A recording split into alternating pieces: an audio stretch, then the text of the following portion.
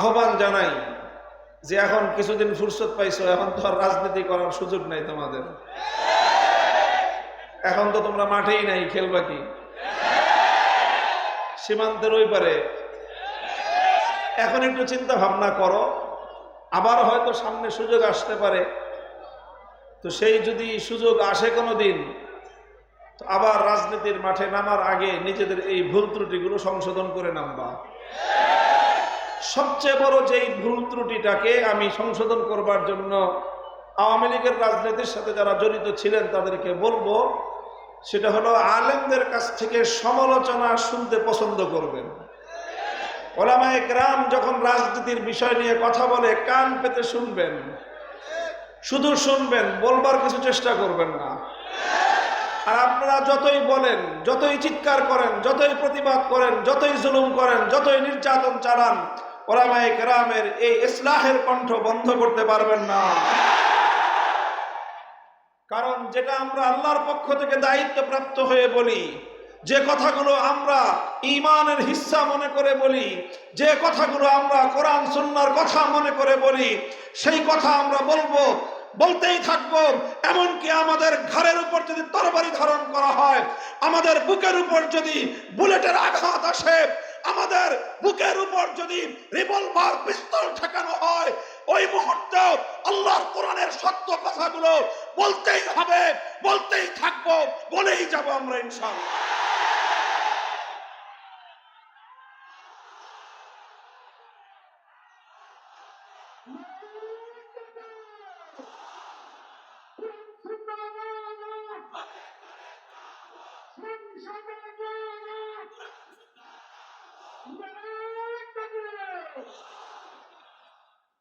কাজেই সেই স্বাভাবিকভাবেই আলোচনার প্রসঙ্গে সমাজ নিয়ে রাষ্ট্র এবং রাজনীতির যেই জায়গাগুলোকে মেরামত করা দরকার, ঈমানের কারণেই মেরামত করা প্রয়োজন, ঈমান রক্ষা করার প্রয়োজনে যেই জায়গাগুলো সংশোধন করা প্রয়োজন, যতদিন পর্যন্ত সংশোধন না হচ্ছে আমরা বলতে থাকব।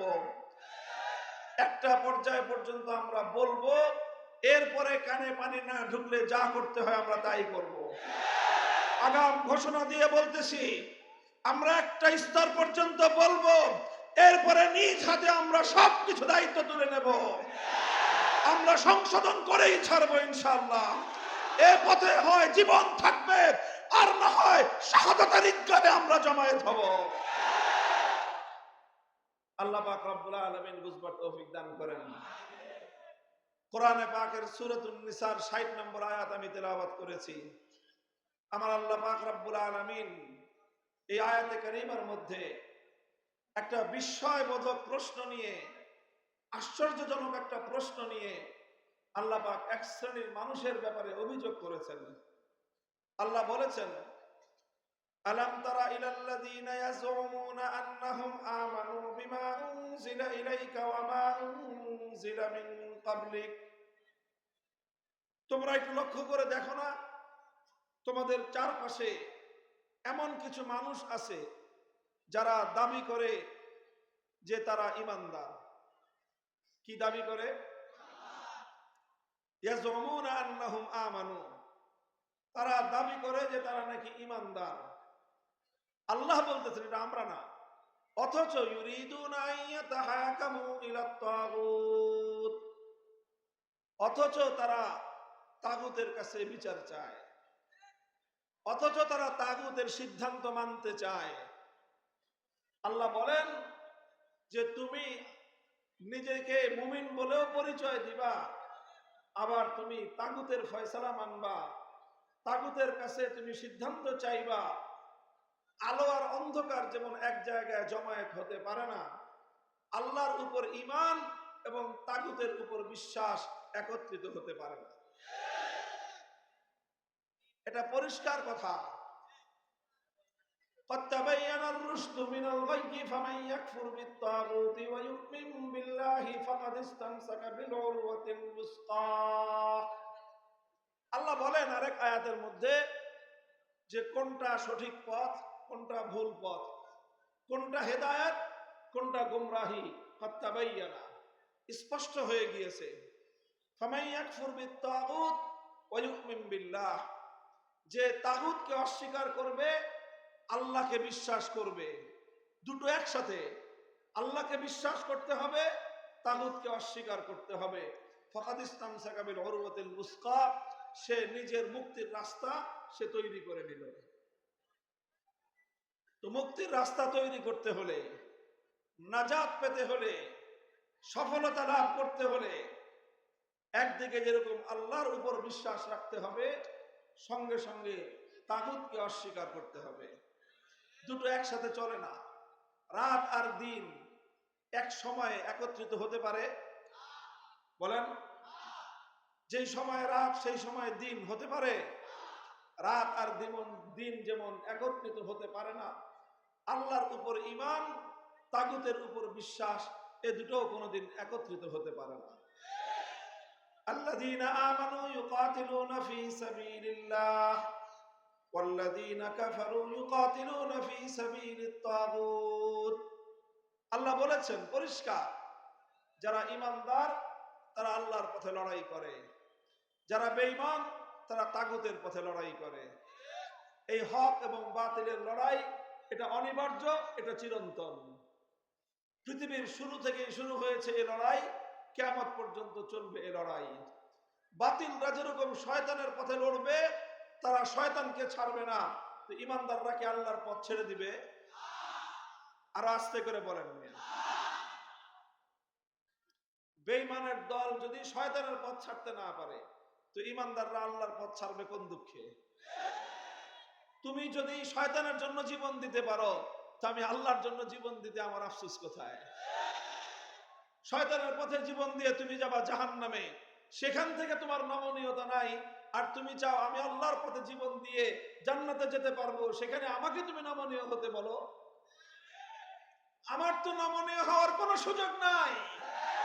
ছাড় আমি দিতে পারবো না, ছাড় তোমাকেই দিতে হবে, রাস্তা তোমাকেই পরিবর্তন করতে হবে। মুহতারাম হাজিরিন, কাজে এই জন্য ঈমানকে বুঝতে হলে তাগুতকে চিনতে হবে এবং তাগুতের পথ পরিহার করতে হবে। কারণ তাগুত হলো স্বয়ং আল্লাহ পাক রব্বুল আলামিনের প্রতিদ্বন্দ্বী। তাগুত হলো আল্লাহর প্রতিদ্বন্দ্বী। আপনি আল্লাহকেও রাজি করবেন, আল্লাহর দুশমনকেও খুশি করবেন, একসাথে হতে পারে না। আল্লাহ ভি রাজি রহে শয়তান ভি নারাজ না হো, এই ধরনের কোন ধোঁকাবাজির পথ ইসলামের মধ্যে নাই। মুহতারাম হাজিরিন, এই জন্য এই বিষয়টা আমি একটু খোলাসা করব যে তাগুতের পথ আমাদেরকে অবশ্যই পরিহার করতে হবে। এতক্ষণ ধরে আপনারা শুধু বারবার একটা শব্দ শুনতেছেন, তাগুত তাগুত তাগুত। এই শব্দটা কি, কি এর অর্থ, এটা হয়তো আপনাদের অনেকেরই জানা নেই অথবা অনেকেই বুঝতেছেন না। এটার কারণও যে আমরা এই তাগুতের পরিচয় আপনাদের সামনে তুলে ধরি নাই। অথচ কোরআনে পাকের মধ্যে অসংখ্য জায়গায় আল্লাহ পাক রব্বুল আলামিন এই তাগুতের কথা বলেছেন। তাফসীরের কিতাবগুলোর মধ্যে কদিমান ওয়া হাদিসান সর্বযুগের মুফাসসিরিন কিরামগণ কোরআনের ব্যাখ্যা করতে গিয়ে বারবার তারা তাগুতের পরিচয় তুলে ধরেছেন। এই সকল মুফাসসিরদের আলোচনার সারসংক্ষেপ, তাগুতের যে সংজ্ঞা, এর যে পরিচয়, ডেফিনিশন, সেটা যদি আমি সংক্ষিপ্ত ভাষায় আপনাদেরকে বোঝাতে চাই, তাহলে আমি আমার ভাষায় যে কথাটা বলতে পারি সংক্ষেপে আমি বলছি, এরপরে আমি আমার মূল কথার দিকে চলে যাব। আপনারা আগে প্রথমে একটা কথা বুঝেন, গায়রুল্লাহ চিনেন আপনারা? কাকে বলে? গায়রুল্লাহ মানে কি? আল্লাহ ছাড়া। গায়রুল্লাহ মানে আল্লাহ ছাড়া। এই মহাবিশ্বের মধ্যে আল্লাহ হলেন এক এবং একক। আল্লাহ ছাড়া যা আছে সব কি? গায়রুল্লাহ। আল্লাহ ছাড়া যা আছে সব, আসমান কি? গায়রুল্লাহ। জমিন কি? ফেরেশতা কি? মানুষ কি? জিন? গায়রুল্লাহ। নবী, ওলি, রাজা, বাদশাহ সব সব গায়রুল্লাহ একদিকে, আর আল্লাহ এক এবং অদ্বিতীয় একক, তিনি আরেক দিকে। আল্লাহ হলেন এক, আল্লাহ ছাড়া যা আছে সব হলো গায়রুল্লাহ। গায়রুল্লাহ বুঝলেন? তো যে কোনো গায়রুল্লাহকে যদি আল্লাহর স্থানে বসানো হয়, যে কোনো গায়রুল্লাহকে যদি আল্লাহর স্থান দেওয়া হয়, আল্লাহর আসনে বসানো হয়, সেই গায়রুল্লাহকেই বলা হয় তাগুত। কথা বোঝা গেল? যে কোনো গায়রুল্লাহ তাকে যদি আল্লাহর আসনে বসানো হয়, সেই গায়রুল্লাহকে বলা হয় তাগুত। যেরকম দৃষ্টান্ত হিসেবে বুঝেন, ইবাদতের একমাত্র মালিক কে? লা ইলাহা ইল্লাল্লাহ, নেই কোনো মাবুদ এক আল্লাহ ছাড়া। তো এই যে লা ইলাহা, একমাত্র মাবুদ কে? আল্লাহ। সুতরাং ইবাদতের মালিক, ইবাদতের উপযুক্ত একমাত্র কে? এখন এই ইবাদত যদি আপনি আল্লাহকে না দিয়ে অন্য কাউকে দেন, যে কাউকে দেন, যে কোনো গায়রুল্লাহকে দেন, কোন দেব দেবতাকে দেন, কোন মরা দেবতাকে দেন, অথবা কোন জিন্দা দেবতাকে দেন, অন্য কারো যদি আপনি পূজা করেন, অন্য কারো যদি কেউ ইবাদত করে, তাহলে যার ইবাদত করা হলো তাকে আল্লাহর আসনে বসানো হলো কিনা? কারণ ইবাদত পাবেন একমাত্র কে? আপনি আল্লাহকে ইবাদত না দিয়ে যখন আপনি দুর্গাকে পূজা করলেন, আল্লাহকে ইবাদত না দিয়ে যখন আপনি কালী অথবা সরস্বতীকে পূজা করলেন, তখন আপনি দুর্গাকে, কালী অথবা সরস্বতী ইত্যাদি দেবদেবতাগুলোকে আপনি আল্লাহর আসনে বসালেন। তো যেই গায়রুল্লাহকে আল্লাহর আসনে বসানো হয়, সেই গায়রুল্লাহকে বলা হয় তাগুত। পূর্বের যুগে মানুষ লাত, মানাত, উজ্জা, হুবাল এই সকল দেব দেবতার পূজা করত। সেই যুগে লাত, মানাত, উজ্জা, হুবাল এরা ছিল তখনকার তাগুত। আজকের যুগে মানুষ দুর্গা, সরস্বতী, কালী ইত্যাদি মূর্তিগুলোকে পূজা করে, এগুলো হলো এই যুগের তাগুত। কথা বোঝা গেল? তো আপনার একজন মানুষ যদি ইমানদার হতে হয়, সর্বপ্রথম তাকে আল্লাহর একত্ববাদকে বিশ্বাস করতে হয়, সর্বপ্রথম তাওহীদকে বিশ্বাস করতে হয়। কথা বলেন ঠিক না বেঠিক? এই যে ইবাদতের মধ্যে আল্লাহর সঙ্গে অন্য কাউকে শরীক করা যাবে না, কাউকে শরীক করা যাবে না, এইভাবে আল্লাহর যদি কেউ ইবাদত করে তাহলে তাকে বলা হয় একত্ববাদী, আর এটাকেই বলা হয় একত্ববাদ। এটাই হলো তাওহীদ। এই তাওহীদকে বলা হয় তাওহীদ ফিল ইবাদাহ। কি বলা হয়? তাওহীদ ফিল ইবাদাহ। অর্থাৎ এটা হলো ইবাদতের মধ্যে আল্লাহর একত্ববাদ, ইবাদতের মধ্যে আল্লাহর একত্ববাদ। যে ইবাদত হবে একমাত্র কার জন্য? আল্লাহ ছাড়া অন্য কারো জন্য যদি ইবাদত করা হয়, তাহলে যার জন্য ইবাদত করা হবে তাকে বলা হবে তাগুত, আর যে ইবাদত করবে তাকে বলা হবে মুশরিক। মুহতারাম হাজিরিন, এটা আমি বুঝালাম মূল কথা বোঝানোর জন্য। কারণ আলহামদুলিল্লাহ মুসলমানদের মধ্যে এতটুকু সুদবোধ আছে যে আল্লাহ ছাড়া অন্য কারো পূজা করা যাবে না, আল্লাহ ছাড়া অন্য কাউকে সাজদা করা যাবে না, আল্লাহ ছাড়া অন্য কাউকে ইবাদত করা যাবে না। এই জন্য মুসলমানরা যদি দেখে যে কাউকে, কোনো মুসলমানকে, যে সে দুর্গার সামনে গিয়ে মাথা নত করে আসে, তো মুসলমানরা ওর ব্যাপারে কঠোর সিদ্ধান্ত নিবে যে তুই মুসলমান হয়ে দুর্গার সামনে গেলি কেন? কথা বলেন ঠিক না বেঠিক? আরে দুর্গা তো দুর্গা। কোন মুসলমানকে যদি আরেক মুসলমান দেখে যে ও কবরের সামনে গিয়ে সেজদা করতেছে, কোন পীরের মাজারে গিয়ে সেজদা করতেছে, তাই তো মায়ের একটা মাটিতে পড়ে না। যে তুই কবরে সেজদা করলি কেন? সেজদা পাবেন একমাত্র কে? আল্লাহকে বাদ দিয়ে তুই কবরকে সেজদা করলি কেন? আল্লাহকে বাদ দিয়ে তুই পীরকে সেজদা করলি কেন? আল্লাহকে বাদ দিয়ে তুই গায়রুল্লাহর সামনে মাথা নত করলি কেন? মুসলমানের কাছে এক আল্লাহ ছাড়া অন্য কারো ইবাদত গ্রহণযোগ্য নয়। কেন? কারণ মুসলমানরা একত্ববাদে বিশ্বাসী, মুসলমানরা তাওহীদ ফিল ইবাদাহ, ইবাদতের মধ্যে আল্লাহর একত্ববাদকে বিশ্বাস করে। মুহতারাম হাজিরিন, ইবাদতের মধ্যে যেরকম আল্লাহর একত্ববাদকে বিশ্বাস করতে হয়, ঠিক তদ্রূপ আল্লাহ পাক রব্বুল আলামিনের আরেকটা গুরুত্বপূর্ণ একত্ববাদ রয়েছে। সেই একত্ববাদকে বলা হয় তাওহীদ ফিল হাকিমিয়াহ, সেটাকে বলা হয় তাওহীদ ফিল হাকিমিয়াহ। ইবাদতের মধ্যে আল্লাহর একত্ববাদকে না মানলে একজন মানুষ কেমন ইমানদার হতে পারে না, ঠিক তদ্রুপ তাওহীদ ফিল হাকিমিয়ার মধ্যে আল্লাহর একত্ববাদকে না মানলেও একজন মানুষ ইমানদার হতে পারে না। তাওহীদ ফিল হাকিমিয়ার অর্থ কি? তাওহীদ ফিল হাকিমিয়ার অর্থ হলো এই মহাবিশ্বের মধ্যে নিরঙ্কুশ ভাবে, চূড়ান্ত ভাবে আইন এবং বিধান দেওয়ার অধিকার একমাত্র কার? চিৎকার করে প্রত্যেকটা মানুষ বলবেন। এই এই জাহিলি সমাজের সঙ্গে এখানেই তোমার বাঁধবে লড়াই, এখানেই তোমার বাঁধবে লড়াই।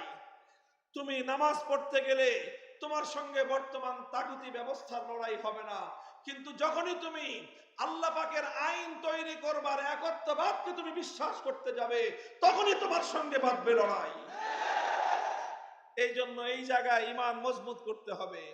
এই মহাবিশ্বের মধ্যে বুঝে বুঝে প্রশ্নগুলোর জবাব দিবেন আমার। এই আসমান এবং জমিনের মধ্যে, মহাবিশ্বের মধ্যে আইন তৈরি করবার, বিধান তৈরি করবার চূড়ান্ত ক্ষমতা কার? এটাকেই বলা হয় তাওহীদ ফিল হাকিমিয়া, যে আইন চূড়ান্ত ভাবে করবেন কে? প্রশ্ন করতে পারেন, হুজুর তাহলে মানুষ কি কোনো আইন করতে পারবে না? এই প্রশ্নের জবাব হলো যে হ্যাঁ, মানুষ আইন করতে পারবে, তবে আছে একটা কি আছে? একটা তবে আছে। সেই তবে হলো যে মানুষ এমন আইন করতে পারবে যেই আইন করলে আল্লাহর আইনের বিরোধিতা করতে হয় না। মানুষ এমন আইন করতে পারবে যেই আইন করলে আল্লাহর কোন আইনের সঙ্গে সাংঘর্ষিক হয় না। মানুষের কোন আইন আল্লাহর কোন আইনকে বাতিল করতে পারবে না। মানুষের কোন আইন আল্লাহর আইনের বিরুদ্ধে হতে পারবে না। কোন মানুষ যদি আল্লাহর আইনের বিরুদ্ধে গিয়ে কোন আইন করে, তাহলে সেই মানুষটাকেই বলা হয় তাগুত। আল্লাহর আইনের বিরুদ্ধে কোন রাজা বাদশা যদি আইন করে, সেই রাজা বাদশাকে বলা হয় তাগুত। আল্লাহর আইনের বিরুদ্ধে যদি কোন রাষ্ট্রপতি আইন জারি করে, সেই রাষ্ট্রপতিকে বলা হবে তাগুত। আল্লাহর আইনের বিরুদ্ধে যদি কোন প্রধানমন্ত্রী আইন জারি করে, সেই প্রধানমন্ত্রীকে বলা হবে তাগুত। আল্লাহর আইনের বিরুদ্ধে কোন মন্ত্রী পরিষদ যদি কোন আইন অনুমোদন দেয়, সেই মন্ত্রী পরিষদকে বলা হবে তাগুত। আল্লাহর আইনের বিরুদ্ধে কোন আদালত, কোন বিচারক, কোন বিচারপতি যদি আইন জারি করে, সেই আদালত এবং বিচারপতিকে বলা হবে তাগুত। আল্লাহর আইনের বিরুদ্ধে কোন আইন পরিষদ, কোন সংসদ যদি কোন আইন তৈরি করে, সেই গোটা সংসদকে বলা হবে তাগুত।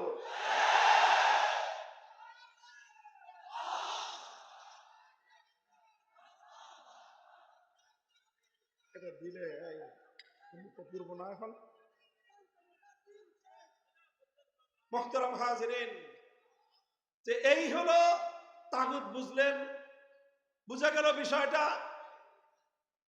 যে কেউ, যে কোনো ব্যক্তি, যে কোনো ফোরাম, যে কোনো কমিটি, যে কোনো পরিষদ আল্লাহর আইনের বিরুদ্ধে আইন করবে, তাদেরকে বলা হবে তাগুত।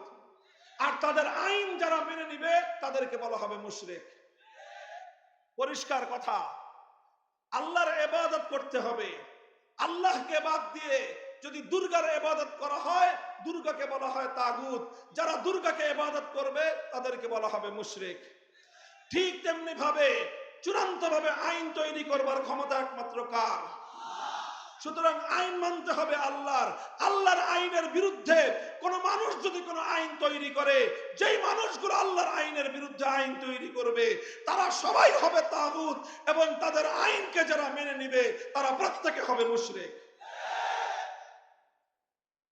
মুহতারাম হাজিরিন, একটা মানুষ যদি মনে করেন 24 ঘন্টার মধ্যে 23 ঘন্টা 55 মিনিট সে শুধু আল্লাহর ইবাদত করে, 5 ওয়াক্ত নামাজ তো পড়েই, যত নফল আছে সব পড়ে, তাহাজ্জুদ ছাড়ে না, আওয়াবিন, ইশরাক, চাষ যা আছে সব পড়ে, সব পড়ার পরে প্রতিদিন শুধুমাত্র 5 মিনিটের জন্য দুর্গার পূজা করে। এবার বলেন, এই লোকটা ইমানদার না বেঈমান? এই ফতোয়া নেওয়ার জন্য তো মুফতি কামরুজ্জামান সাহেবের দরকার নাই। এই ফতোয়া বাংলাদেশের প্রত্যেকটা মুসলমান দিবে। দরকার আছে হুজুরদের ফতোয়ার? কারণ তুমি যদি দুর্গার 5 মিনিটের জন্য পূজা করো, 5 মিনিটের জন্য করলো না, 1 মিনিটের জন্য করলো, ইমানদার থাকবে? কারণ আল্লাহর উপর ঈমান আর তাগুতের উপর বিশ্বাস একত্রে হতে পারে না। তো এই কথাটা যেরকম আমরা ইবাদতের ক্ষেত্রে বুঝলাম, বড় দুঃখ এবং পরিতাপের বিষয়, লক্ষ লক্ষ নয়, আমার দেশের কোটি কোটি মুসলমান তাওহীদ ফিল হাকিমিয়া, আইনের ক্ষেত্রে আল্লাহর একত্ববাদকে উপেক্ষা করে, আল্লাহর একত্ববাদকে অস্বীকার করে মুশরিকে পরিণত হয়েছে, অথচ প্রতি বছর হজ করে। আলহাজ মুশরিক সাহেব, অসংখ্য অগণিত হাজি, ইমান নাই, শিরকে ভরা। বলবেন হুজুর এটা কেমনে সম্ভব? আলহাজ আবু জাহাল যেরকম, আবু জাহাল তো জীবনে আপনার চেয়ে আমার চেয়ে হজ কম করছে না বেশি? যে বছর মরছে বদরের ময়দানে, ওই বছর তো রমজান মাস, এর আগের জিল হজে হজ করছে। এরপরে ইমানদার না বেঈমান? কারণ শুধু হজ করলে ইমানদার হওয়া যায় না, তাহাজ্জুদের সময় জায়নামাজ খুঁজলে ইমানদার হওয়া যায় না। ইমানদার তো ভিন্ন জিনিসের নাম। তোমাকে সর্বপ্রথম তোমাকে তাওহীদ এবং একত্ববাদ ঠিক করতে হবে।